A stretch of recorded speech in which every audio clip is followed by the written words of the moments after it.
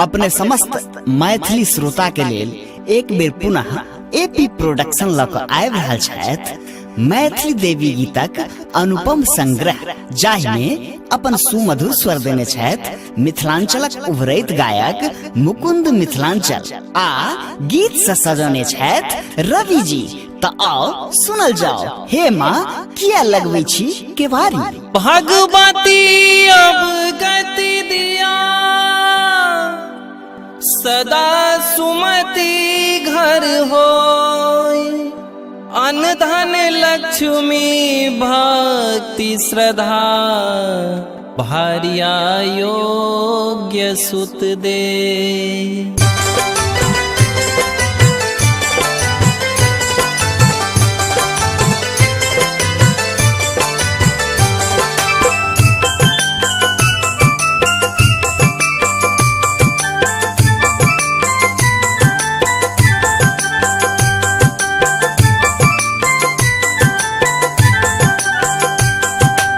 एखन अपने सब सुन रहल छी एपी प्रोडक्शन के प्रस्तुति।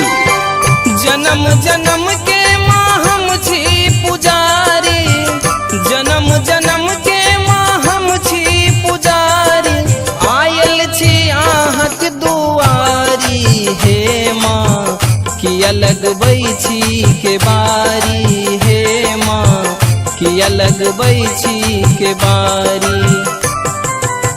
जन्म जन्म के माँ हम छी पुजारी, जन्म जन्म के माँ हम छी पुजारी, आयल छी आहक दुआरी। हे माँ किया लगबै छी के बारी, हे माँ किया लगबै छी के बारी।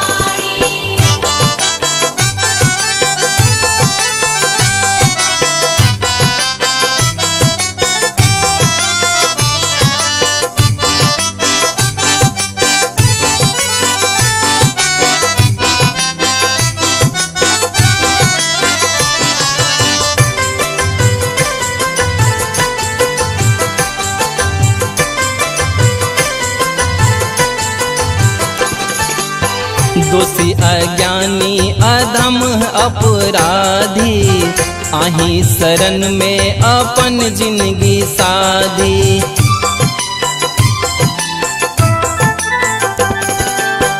दोषी अज्ञानी अधम अपराधी, आही शरण में अपन जिंदगी साधी। जन निर्बुद्धि माँ की ऐठ लै छी, जन निर्बुद्धि माँ की ऐठ लै छी, खोल दिया ज्ञानक पेटारी।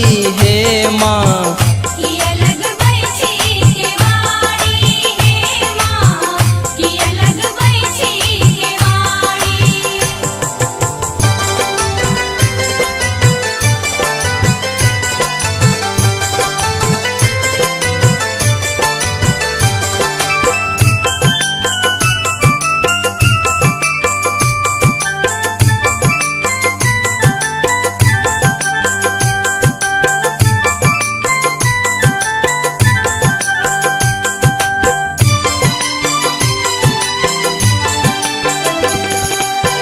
पूजाल पाठ किछु केलहुँ उपास, थाकि बैसल छी जीवन सँ निराश।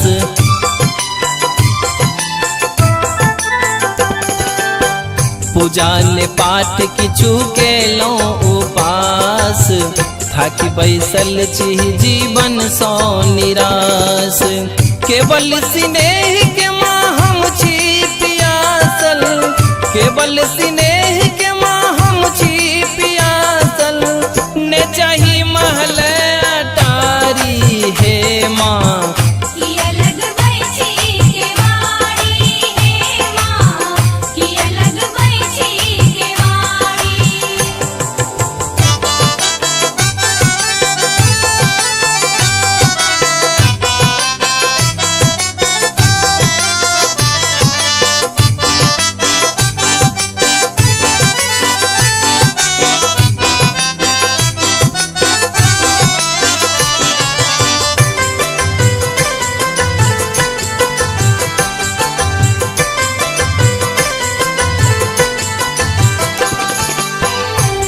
अज्ञान रवि मन में तुलाबो, गलती बिसरी अपन हृदय लगाबो।